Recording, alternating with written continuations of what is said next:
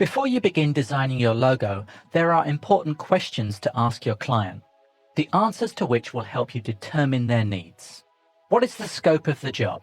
Is it a single logo, a range of logos across sub-brands, or a whole branding exercise?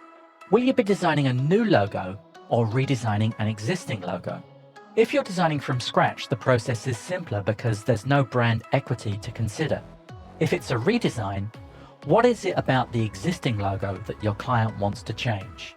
And what, if anything, do they want to keep? Consider the company name. Why did they choose their company name, and what does that name evoke?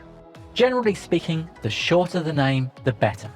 You don't have to use the full legal name in the logo, and there are many precedents for this.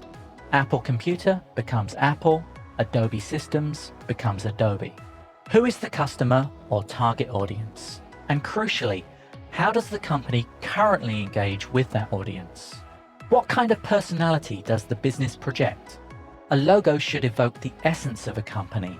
In order to define what that essence is, sit down with your client and draw up a list of adjectives that they feel define or that they would like to define their business. Certain types of businesses will commonly want to project certain personality traits. Who is the competition? And how does the company see themselves as distinct from that competition? Look at the logos of competitors. Are there common themes? Are there certain design cliches that you'll want to avoid? While you should be aware, perhaps even be inspired by, your competitors' logos, you don't want to be overly influenced by them. And lastly, what is the deadline and the elephant in the room? What is the budget?